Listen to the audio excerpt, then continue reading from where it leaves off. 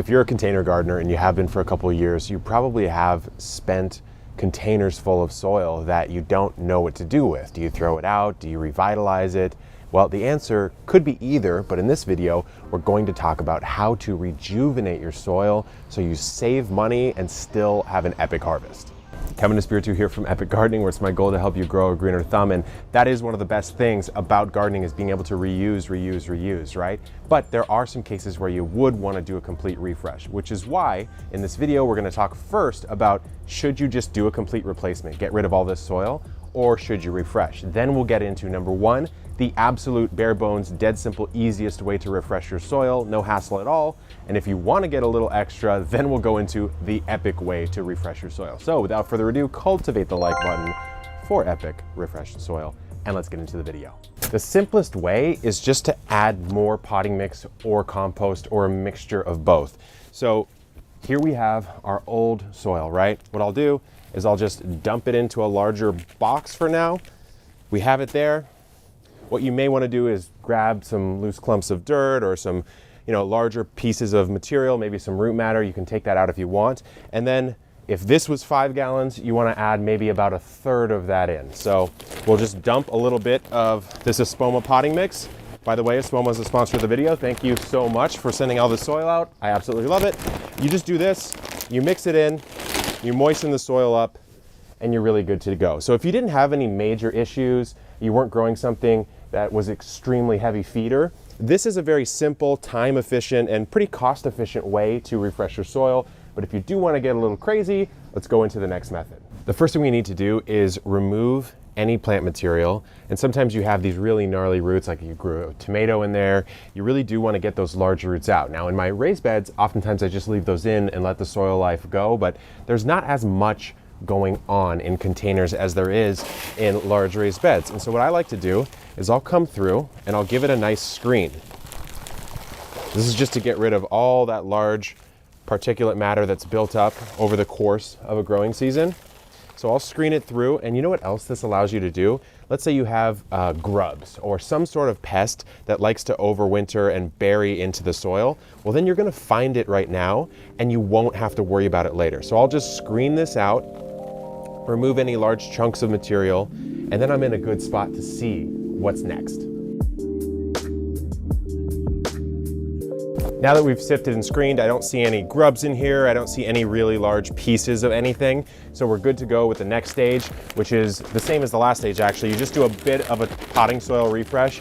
You can also add some compost, but that's just going to loosen it up a little bit. If there was a little compaction, it's gonna give a nice overall dose of organic matter. And now we're gonna get into the slow release fertilizer. Now the next stage in the epic revitalization is to use some slow release organic fertilizer. So I've got blood, bone, and chicken manure. Chicken manure is a good all around, like a 3-2-3 or so. So I'll do a little bit of that and a little bit of this and a little bit of this. And really what we're doing here is we're just adding some good all around organics that will make it into the soil, but they won't make it in really unless we have a living soil. So as I mix in some of these, and you don't have to get too crazy, there's application instructions on the back, but I like to do around a couple tablespoons or so for about 5 gallons. I could probably add a little more than this, but now that I have this will go into the soil, but I'm gonna mix it with something that you might be familiar with. So what we're gonna do is we're gonna finally harvest from the urban worm bag, show you how that works. We'll get some worm castings. You'll have maybe some worm eggs, but more importantly, some microbial life and a good all-purpose fertilizer. So all we do here is we just undo the drawstring and we kind of open it up a little bit. Summer's probably gonna start falling naturally, yeah. So you can see, we just give it a little bit of a tap and we already get these beautiful castings starting to come out. And it looks like I have some unbroken down material because I've started to harvest, and you can even see some worms here. We've got some worm guys going on. So I may feed a little bit of this back up into the top because we're starting to get to the actual unbroken down stuff, but we do have some really high quality castings here that are gonna make their way into our revitalized mix. Okay, now all we have to do is mix it all together, moisten it along the way, and we're in a really good spot. So there's my organic fert, my slow release. My worm castings are going in. We'll hit it with a nice brief bit of water before we mix. and we'll mix it. And I actually got probably more worms than I would have wanted, but that's fine. They'll do fine in the bigger containers. A lot of people say, can you put worms in your containers? And you can, but the small containers tend to not support them too well. And so I'll use this for a container of at least this size, which is I believe a 5-gallon.